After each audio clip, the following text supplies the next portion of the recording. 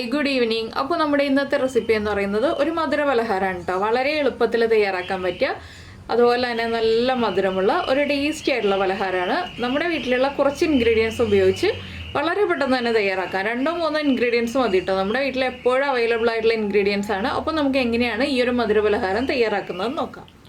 നമുക്ക് നമ്മുടെ ഇൻഗ്രീഡിയൻസ് നോക്കാം. നമ്മളിപ്പോൾ 1 കപ്പ് അരിപ്പൊടി എടുത്തിട്ടുണ്ട്. ഇടിയപ്പത്തിൻ്റെ അല്ലെങ്കിൽ പത്തിരിയുടെ പാകത്തിൽ വറുത്തെടുത്ത അരിപ്പൊടി. അതുപോലെ തന്നെ 1/2 കപ്പ് മൈദപ്പൊടി എടുത്തിട്ടുണ്ട്. 1/4 കപ്പ് പഞ്ചസാര എടുത്തിട്ടുണ്ട്. ആദ്യം നമുക്ക് ഈ പഞ്ചസാര ഒന്ന് മെൽറ്റ് ചെയ്തെടുക്കണം. അതിനുശേഷം വേണം ബാക്കിയുള്ള കാര്യങ്ങൾ ചെയ്യാൻ. അപ്പോൾ ഞാൻ പഞ്ചസാര മെൽറ്റ് ചെയ്യാൻ വയ്ക്കട്ടെ. പഞ്ചസാര മെൽറ്റ് ചെയ്യാനായിട്ട് ഞാനൊരു പാനിലേക്ക് ഇട്ട് കൊടുക്കുകയാണ്. ഇതിലേക്ക് 1/4 കപ്പ് തന്നെയാണ് വെള്ളവും ചേർക്കുന്നത്.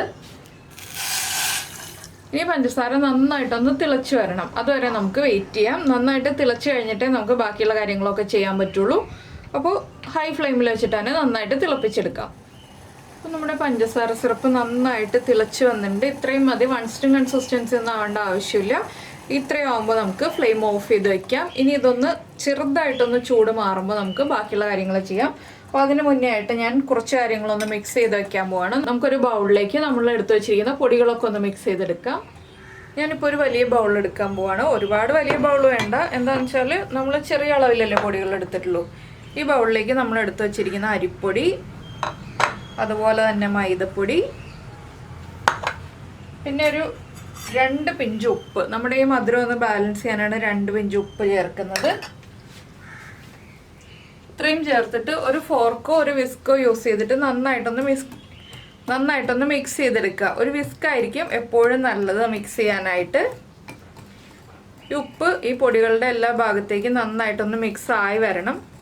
അതിനുശേഷം ഇളം ചൂടിനേക്കാൾ കുറച്ചുകൂടി നല്ലൊരു ചൂടോടുകൂടി നമ്മുടെ ഷുഗർ സിറപ്പ് ഇതിലേക്ക് ആഡ് ചെയ്ത് കൊടുക്കണം. എന്താണെന്ന് വെച്ചാൽ നമ്മൾ ശർക്കര പാനിയൊക്കെ ഉണ്ണിയപ്പത്തിന് ചേർക്കില്ലേ, ആ ഒരു ചൂടോടുകൂടി, നല്ല തിളച്ച ചൂടോടുകൂടിയല്ല എങ്കിലും ചെറിയൊരു ചൂടോടുകൂടി തന്നെ ഒഴിച്ചു കൊടുക്കുക.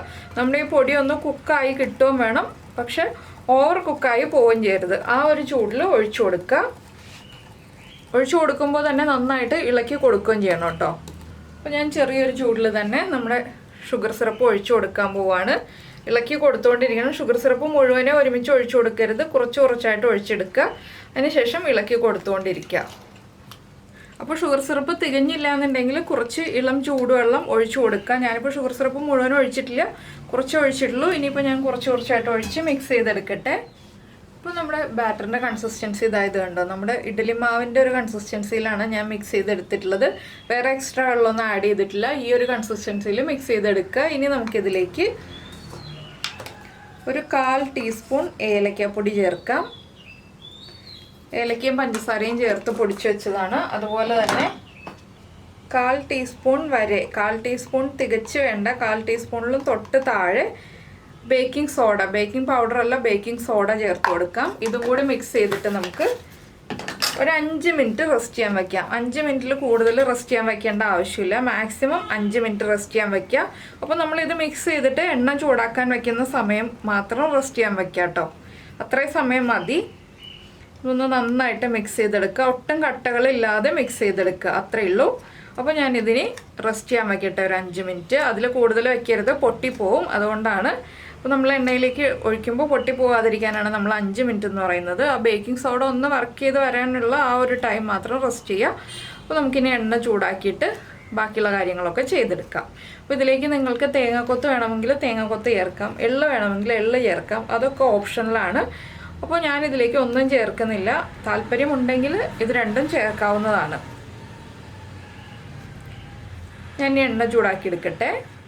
അപ്പോൾ നമ്മുടെ എണ്ണ നന്നായിട്ട് ചൂടായി വന്നിട്ടുണ്ട്. നന്നായിട്ട് ചൂടായി വന്നു കഴിയുമ്പോൾ ഫ്ലെയിം കുറച്ച് വയ്ക്കുക. ഹൈ ഫ്ലെയിമിൽ വയ്ക്കരുത്. ഹൈ ഫ്ലെയിമിൽ വെച്ചിട്ടുണ്ടെങ്കിൽ നമ്മുടെ ബാറ്ററിൻ്റെ ഔട്ട് സൈഡ് വേഗം കരിഞ്ഞു പോവും, ഇൻസൈഡ് കറക്റ്റായിട്ട് കുക്കാവുമില്ല. അതുപോലെ തന്നെ ബാറ്റർ തിക്കായി പോവുകയാണെങ്കിൽ കുറച്ചുകൂടി ചൂടുവെള്ളം ചേർത്തൊന്ന് ലൂസാക്കി എടുത്തിട്ട് മാത്രം എണ്ണയിലേക്ക് ഒഴിച്ചു കൊടുക്കുക.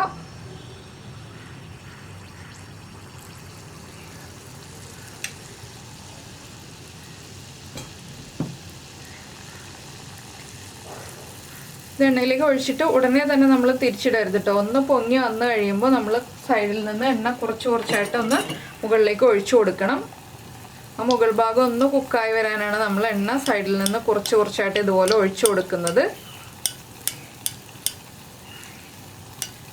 ചെറിയ തീയിൽ വെച്ചിട്ടാണ് ഫ്രൈ ചെയ്തെടുക്കാനായിട്ട്. ഒരുപാട് എണ്ണയും വേണ്ട, നമുക്ക് ഒരു സമയത്ത് ഒരെണ്ണ ഫ്രൈ ചെയ്തെടുക്കാൻ പറ്റുള്ളൂ, അധികം ക്വാണ്ടിറ്റി ഫ്രൈ ചെയ്തെടുക്കാൻ പറ്റില്ല. അപ്പോൾ ഒരെണ്ണത്തിന് വേണ്ട ആ ഒരു എണ്ണ മാത്രം മതി. ഇതുപോലെ ഒന്ന് എണ്ണ ഒഴിച്ച് ഫ്രൈ ആക്കി എടുത്തിട്ട് നമുക്ക് അടുത്ത സൈഡിലേക്ക് പതുക്കെ തിരിച്ചിട്ട് കൊടുക്കാം.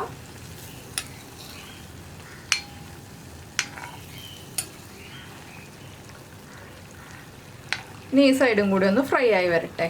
രണ്ട് സൈഡും ഒരുപോലെ ഫ്രൈ ആയി വന്നു കഴിയുമ്പോൾ നമുക്ക് എണ്ണയിൽ നിന്ന് മാറ്റാം. നമ്മൾ നെയ്യപ്പമൊക്കെ ഉണ്ടാക്കുന്ന പോലത്തെ ഒരു പ്രോസസ്സാണ്, പക്ഷെ നെയ്യപ്പത്തിൻ്റെതായിട്ടുള്ള കാര്യങ്ങളൊന്നും അല്ല നമ്മൾ ഇതിലൊന്ന് ആഡ് ചെയ്യുന്നത്. നെയ്യപ്പം അരച്ച് ചെയ്യുന്ന പോലത്തെ ഒന്നല്ല, പക്ഷെ ഇൻസൈഡൊക്കെ ആ ഒരു ടെക്സ്ചറൊക്കെ ആയിരിക്കും ഏകദേശം. പക്ഷെ നെയ്യപ്പം അല്ല കേട്ടോ, നെയ്യപ്പത്തിൻ്റെ റെസിപ്പിയേ അല്ല. നെയ്യപ്പം ശരിക്കും അരി അരച്ചാണ് നമ്മൾ നെയ്യപ്പം ഉണ്ടാക്കുന്നത്.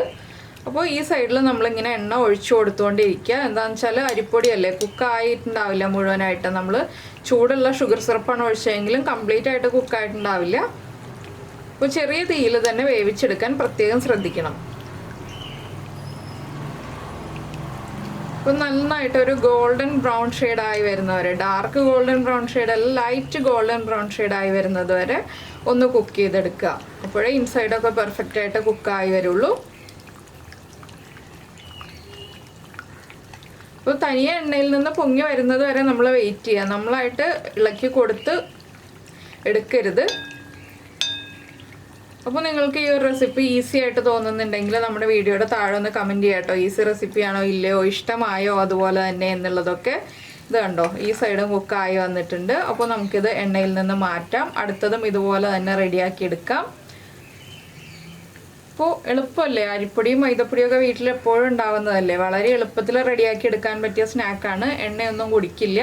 അപ്പോൾ നമുക്കിതൊരു പാത്രത്തിലേക്ക് മാറ്റാം. ഇതുപോലെ ബാക്കിയുള്ളത് ഞാൻ റെഡിയാക്കി എടുക്കട്ടെ. അപ്പോൾ എന്താണെന്ന് വെച്ചാൽ ഇനി ഒഴിച്ചു കൊടുക്കുമ്പോൾ ഫ്ലെയിം കൂട്ടി വയ്ക്കുക. അതിനുശേഷം നമ്മൾ എണ്ണയിലേക്ക് ഒഴിച്ചു കൊടുത്തതിന് ശേഷം മാത്രം ഫ്ലെയിം കുറച്ച് വയ്ക്കുക. നമ്മളെപ്പോഴും ഒഴിച്ചു കൊടുക്കുമ്പോൾ ഫ്ലെയിം കൂട്ടി വെച്ചിട്ട് ഒഴിച്ചു കൊടുക്കുക.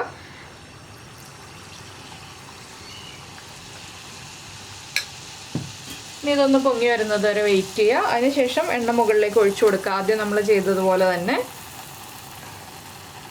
പൊങ്ങി വന്നു കഴിയുമ്പോൾ മുകൾ ഭാഗത്തേക്ക് എണ്ണ ഒഴിച്ചു കൊടുത്ത് റെഡിയാക്കി എടുക്കുക.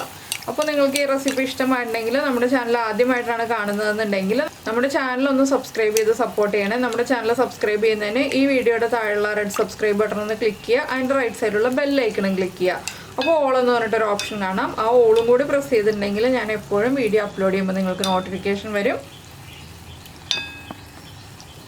അപ്പോൾ ഇതുപോലെയുള്ള ഈസി റെസിപ്പീസിനായിട്ട് നമ്മുടെ ചാനൽ സബ്സ്ക്രൈബ് ചെയ്യാൻ മറന്നു പോരുത് കേട്ടോ. ഞാൻ ഇതെല്ലാം ഉണ്ടാക്കിയെടുക്കട്ടെ. അപ്പോൾ നമ്മുടെ സ്നാക്കൊക്കെ ഇതാ റെഡിയായി പ്ലേറ്റിലേക്ക് മാറ്റിയിട്ടുണ്ട്. ഈ ഒരു അളവിൽ ഉണ്ടാക്കുകയാണെങ്കിൽ നമുക്ക് 10 എണ്ണം ഉണ്ടാക്കാം കേട്ടോ, ഈ ഒരു വലിപ്പത്തിലാണെങ്കിൽ. അപ്പോൾ നിങ്ങൾ എന്തായാലും ട്രൈ ചെയ്ത് നോക്കും എന്ന് വിചാരിക്കുന്നു. കുട്ടികളൊക്കെ സ്കൂളിൽ നിന്ന് വരുമ്പോൾ ഉണ്ടാക്കി കൊടുക്കാൻ പറ്റിയ നല്ലൊരു 4 മണി പലഹാരമാണ്. അപ്പോൾ എന്തായാലും ഉണ്ടാക്കി കൊടുത്തിട്ട് ഫീഡ്ബാക്കൊക്കെ അറിയിക്കാം. നമുക്ക് നമ്മുടെ അടുത്ത റെസിപ്പിയുമായിട്ട് അടുത്ത ദിവസം വീണ്ടും കാണാം.